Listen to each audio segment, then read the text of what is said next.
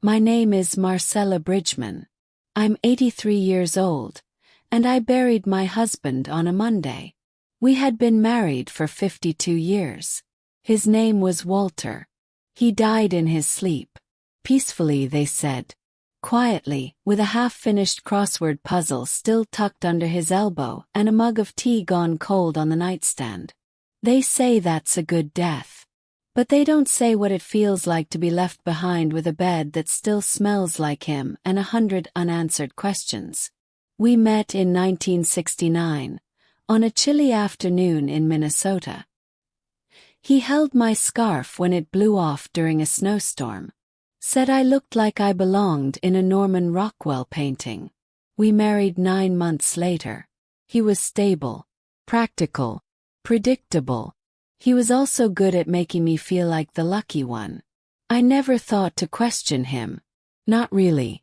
He worked long hours. Took weekend business trips. Kept a small office in town even after he retired. Said it gave him peace and purpose. I believed him. Until the Wednesday after his funeral. That was the day I found the safe. I was organizing his closet, trying to do what the grief counselor suggested. Handle what you can, one drawer at a time. I started with his suit jackets, folded his ties, wiped the wooden shelves. Then I noticed the corner panel was loose. A sliver of wall behind the coats, just wide enough to hide something. The paint was off color. I tugged at it. Click. And behind it, nestled into the drywall like it had always been there, was a gray safe. Combination lock. I stared at it for a long while, heart pounding louder than I care to admit. I almost closed the panel. But curiosity is a terrible companion. It doesn't leave you alone once it's stirred. I called my grandson Ezra. He's good with old things. Tinkers with radios, restores furniture. I didn't tell him what he was coming for. Just that I needed help with something delicate. He came that night. Took him less than 10 minutes. The lock popped open with a soft clack. And what we found inside changed everything I thought I knew about the man I shared a bed with for over half a century. There were bank statements, dozens of them. Some in Walter's name. Some in a name I didn't recognize. Anthony Blake. Offshore accounts. Unfamiliar institutions. Payouts. And then there were the letters. All of them signed, all of them dated. Spanning from 1984 to 2022. Every single one addressed to a woman named Delilah. And everyone signed the same way. Love always, Walt. Ezra looked at me. His face went pale. Grandma, he whispered. Who's Delilah? I didn't answer. Because I couldn't. Because suddenly my knees weren't strong enough to hold me. Because I was staring at decades of a parallel life that my husband had managed to keep from me. Letters filled with sweet nothings. Updates about the boys. One even had a photo. 2 teenagers standing beside a man who looked just like Walter, but younger, and wearing a fishing hat I'd never seen before. The caption on the back read, June 96. Lake Mendota with Jace and Caleb. Their first time casting. I sat down on the edge of the bed. My breath came in short, ragged bursts. I was the wife. The one with the casserole dishes, the joint tax returns, the anniversary dinners. And yet, I wasn't the only one. I asked Ezra to leave. Told him I needed a moment. He didn't argue.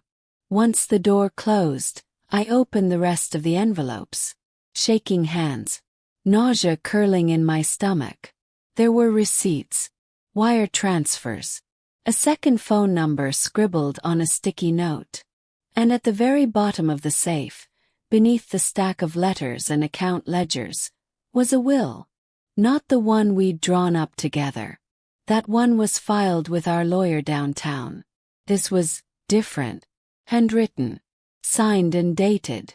It named Delilah Brooks as the executor of a trust one never knew existed.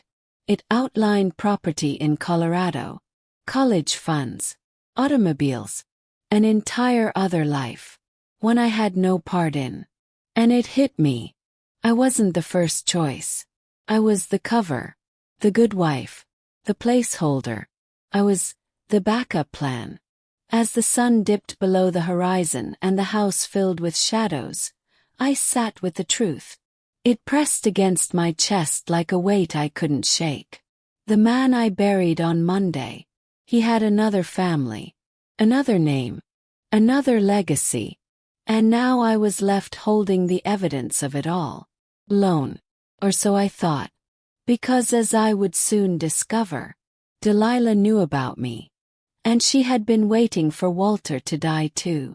If this story gripped your heart, please like, comment your thoughts, and subscribe to the channel so you don't miss what happens next. I didn't sleep that night. Every time I closed my eyes, the safe reappeared.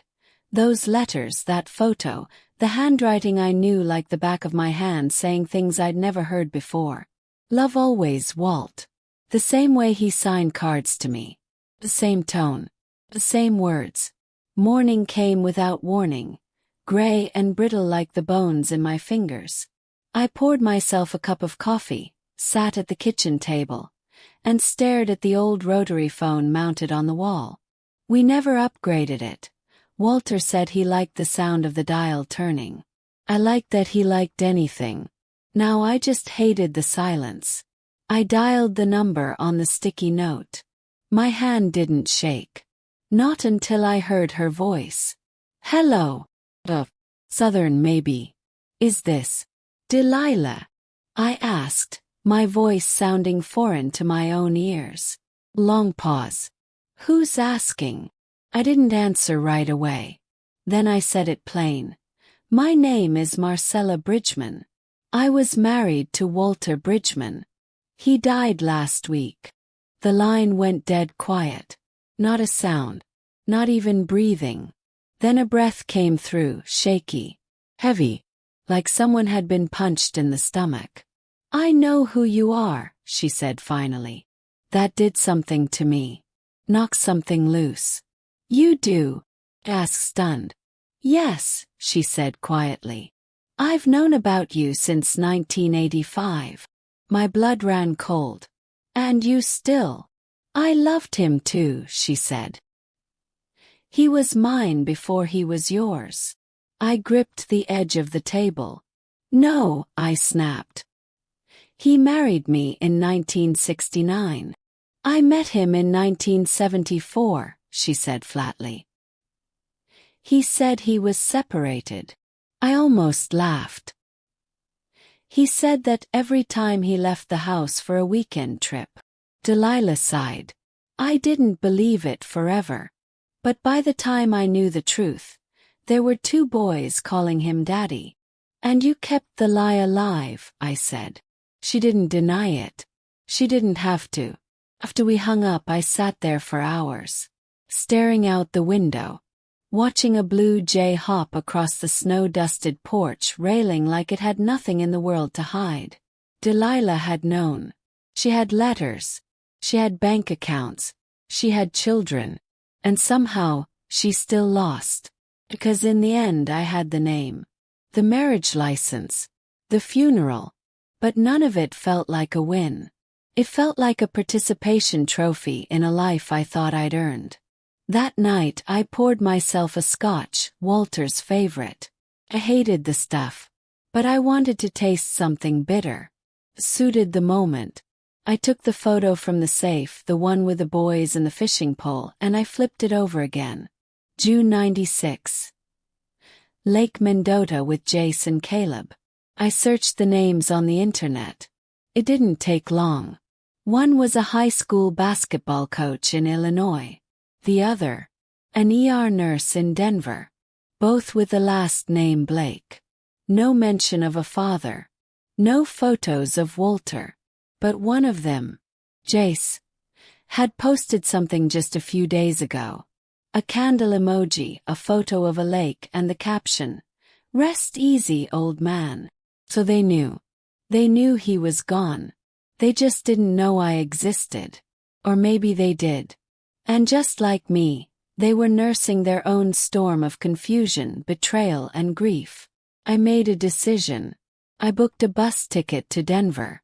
Not for revenge. Not even for answers. I just needed to see one of them. Look them in the eye. And decide for myself if this whole thing was a lie built on lies. Or something more human. More complicated. More painful. I didn't tell anyone I was going. I just packed a bag. Left Ezra a note. Tucked the will, the photo, and a few of the letters into a manila envelope. And zipped them into the front pouch of my travel case. The bus left at dawn. And as I watched my small town fade behind me, I realized something strange. I didn't miss Walter. I missed the version of him I thought I knew. The version I had created in my head. And that version was already long gone. When I arrived in Denver 2 days later, I checked into a small motel near the hospital where Caleb worked. I stood outside the ER entrance for almost an hour. Then I went in, walked up to the front desk, and said something I never imagined saying. "I believe my husband might have been your father." The young woman behind the reception desk blinked at me, clearly unsure of what she'd just heard. "I'm sorry," she said. "Did you say your husband might be?" "I believe my late husband may have been Caleb Blake's father," I repeated, more softly this time. Felt absurd. Standing there with my travel coat still zipped up to my neck, clutching an envelope full of letters that could explode any second like emotional dynamite. "I don't want to cause trouble," I added quickly. I need to see him." She gave me a long look, then typed something into the computer. "I'll page him," she said. I sat in the corner of the waiting area, knees pressed together, hands shaking slightly in my lap. The walls buzzed with fluorescent light and the quiet sound of overhead announcements. And then he appeared. Clean cut. Early 40s. Brown hair flecked with gray at the temples. The same strong jaw Walter had at that age. Same eyes. Same frown when confused. "Can I help you?" he asked. I stood. I wanted to say so many things. But all I managed was, "Your name is Caleb Blake?" He nodded. I took a breath, reached into my bag, and handed him the envelope. "I'm Marcella Bridgeman. I was married to Walter Bridgeman for 52 years. He passed last week." He glanced down at the envelope, then back at me. "Okay." "He had a safe," I said. "Hidden. Inside it were letters. Bank statements. A will. They were addressed to Delilah. Your mother." Caleb's face changed. He didn't say anything, but I could see it. The recognition. The wall that shot up in his eyes like steel. "I don't know what he told you," I continued. "But I didn't know about you. About your brother. Or your mother. Not for all these years." He still didn't say anything. Just looked down at the envelope like it was a grenade. I sat back down. "I'm not here to hurt anyone," I said quietly. "I just needed to see the other side of the story." Finally he spoke. "My mom told us he had a family somewhere else. Wife. Kids. She said he was complicated." Chuckled dryly. "That's one word for it." He looked at me again, more curiously now. "You really didn't know?" I shook my head. "Not a clue. My mom always said you were the real one. The one he'd never leave." I swallowed hard. "He didn't. He left you instead." Caleb's face flickered, but he nodded. "Yeah, he did." A long silence settled between us. Then he said, "Wait here." He took the envelope and walked into the staff hallway. 10 minutes later he returned. And he wasn't alone. The woman behind him was older, mid-70s I guessed. slim, well-dressed, but with tired eyes. Delilah. She looked at me like someone who'd spent 4 decades imagining this moment. And now that it was real, didn't quite know what to do with it. Marcella, she said with a slight southern drawl. Delilah. She sat down across from me. Caleb showed me, she said. The will. The letters. I didn't know he kept them. Neither did I. She glanced down at her hands. I always wondered if you'd ever find out. He used to say you never asked questions. I didn't think I needed to. She looked up. We weren't trying to hurt you. Swear. First I believed the story. The separation. Then the divorce was taking too long. Then I got pregnant. I just held on. I could see it in her eyes. Regret, yes, but also resignation. You loved him. Yes. She nodded. I did. Not blindly. But I did. I sat back, let the quiet linger. Then said the thing that had been clawing at me since I found the photo. Why did he stay with me? She didn't hesitate. Because you were safe. Predictable. Because he knew you'd forgive. That stung. But it was true. I left the hospital with a strange feeling in my chest. Not quite anger. Not quite closure. Just gravity. A heaviness of truth finally exposed. That night I checked into the motel again. Sat on the bed with the letters spread out beside me. The past was no longer a mystery. Now it was a map. And I had one more stop to make. The other son. The one who posted the candle and lake photo. He needed to know the truth too. And I needed to look him in the eye and see if he hated the man who gave him life. Or if he still held on to the illusion like I once did. 3 days after I left the hospital in Denver, I found myself driving a rented car through the narrow, winding roads of southern Wisconsin. The lake was quiet this time of year, mid-autumn, with red and gold leaves carpeting the forest floor like velvet. The air smelled of smoke and pine. I hadn't been here in decades. Not since Walter took us camping at Lake Mendota in 1981, when he said it was a work retreat, but brought fishing gear and a cooler full of beer. I remember now how he insisted we leave a day early. Said a client needed him. I wonder if it was her. Or them. I parked by the water's edge, where I saw a small cabin tucked between birch trees. The address matched the one I found on the deed tucked behind the safe wall. Jace's name was on it. I knocked on the door. A woman answered, early 40s with freckles and strong shoulders. She looked at me like she was bracing for bad news. Is Jace Blake home? Yes. She hesitated. Who's asking? My name is Marcella Bridgeman.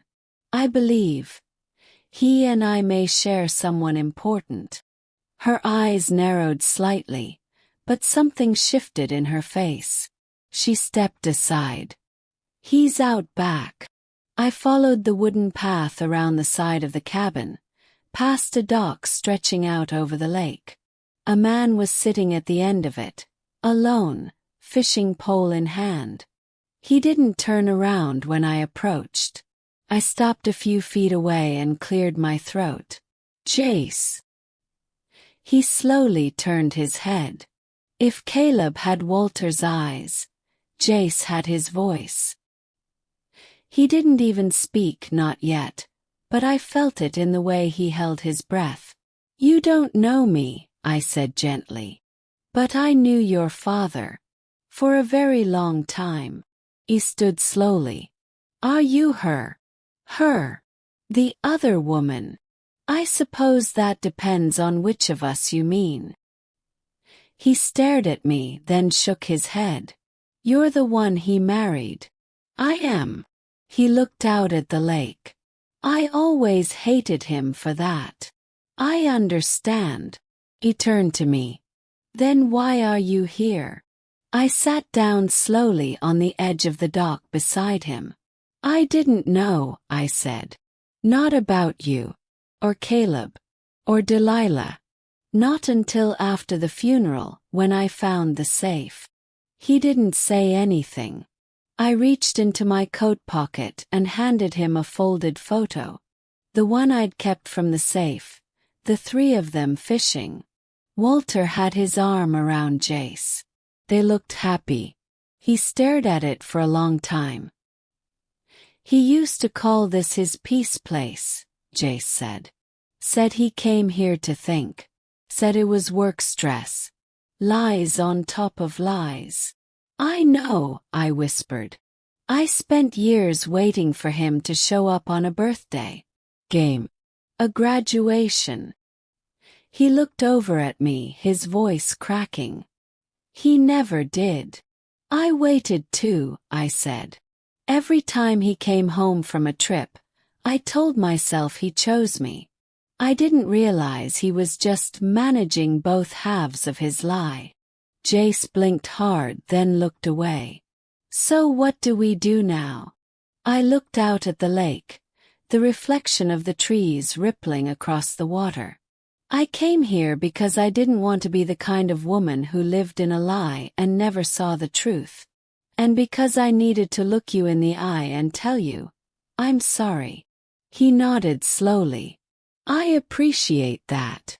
I also came here because I wanted to ask you something. He raised an eyebrow. I want to tell your story, I said. Our story. I want people to know what silence costs, what lies cost. I'm being interviewed next week for a local station. They're doing a feature on women over 80 who've rebuilt their lives. He blinked. You're serious? He nodded. I want them to hear it. About the safe. The second family. About how you can love someone deeply and still never really know them. He was quiet for a long time. Then he whispered, You're brave. No, I said. I'm just tired of living in other people's shadows. He looked at me again, a little differently this time. Not as a stranger. Not even as a rival. But as a survivor. We tell it together, he said. If you want, you tell your side. I'll tell mine. Something cracked open inside me. A little light made its way through. I'd like that. We sat there until the sun dipped behind the trees. Two strangers tied together by one man's lies. And finally telling the truth. If this moment moved you, leave a comment about what you would do if you were in Marcella's place. And don't forget to subscribe to the channel. The studio lights were warmer than I expected. Not hot. Like truth might finally burn away what silence had buried for decades. I sat on a small stage beside Jace, both of us mic'd and seated in front of the bright blue backdrop of Voices of Resilience, a public access program that featured local seniors with life stories worth telling. The producer, a woman named Lainey, had gasped when she read our pitch. A widow who discovers her late husband had a second family for 40 years. She'd said, blinking. And you're willing to go on camera about it? Jace and I had looked at each other. Yes, I said. We'd rehearsed nothing. Agreed on nothing other than one thing. Speak plainly. No hiding, no spin. Just truth. As raw and real as the photo in my purse. The host, a middle-aged man with kind eyes named Rick, leaned forward once the cameras started rolling. Marcella, can you tell us how this all began? I nodded slowly. My husband Walter and I were married for 52 years. I began.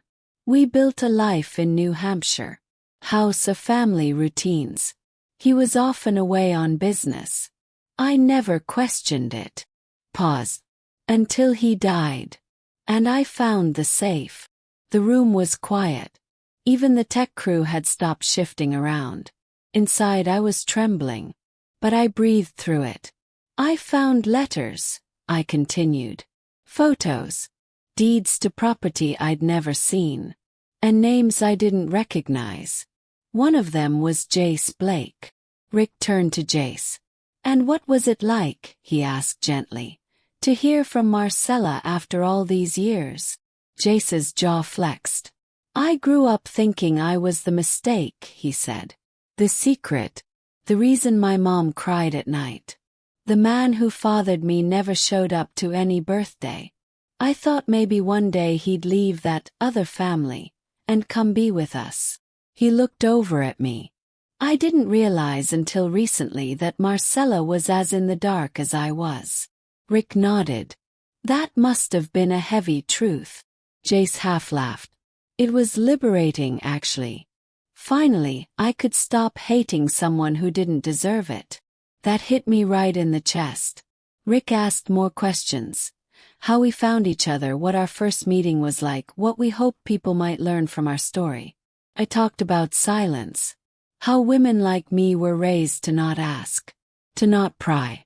To just keep smiling and serving dinner and forgiving. Jace talked about growing up in the cracks. In the shadows. Then, near the end of the segment, Rick said, I understand you have something special you brought today, Marcella? He nodded, reached into my purse, pulled out a folded envelope, cream-colored, thick with decades of unsent emotion. I wrote a letter, I said, to Walter, and one to his memory, but also to Delilah, and to my children, who still haven't called since the funeral. Rick looked surprised. Would you read it? I opened it slowly, and I read, to the man I shared a life with, and the family I never knew existed. For decades I thought I was the anchor, a home, a chosen one. But now I know I was simply the safe option. The quiet harbor you could count on not to rock the boat. To Delilah I say, I don't hate you. See you. I see the version of me you had to become to survive. To my children, who have watched me grieve alone, who haven't asked how I'm sleeping or eating or if the silence is too loud. Know this, I have changed my will. The lake house belongs to Caleb and Jace now. The cabin you never cared about. The trust. It's being converted into scholarships for children of single mothers. The only thing you inherit from me now is the chance to do better. I may have been the backup plan to one man, but I will not be a forgotten footnote in my own story. I folded the letter. The studio was completely silent. Even Rick wiped something from his eye. Thank you, Marcella, he said, his voice soft. Jace reached for my hand, squeezed it. We left the studio feeling lighter, braver, and for the first time in my long life seen. Later that evening my phone rang. Not with birthday wishes or apologies, but with something better. Lainey, the producer, said the episode had gone viral online. She said women from all over the country were sending messages. Some whispered, "That was me too." Some shouted, "Thank you for speaking what I never could." And one message, from a woman named Lorraine in Missouri, simply said, "You were never the backup plan. You were the whole story." I closed my eyes and smiled. Sometimes healing doesn't come from those who broke you. Sometimes it comes from the strangers who recognize your scars and call them strength. If this story made you feel something, share it. Leave a comment. Subscribe for more powerful stories of strength, truth, and transformation. This isn't just storytelling. It's reclaiming what was stolen.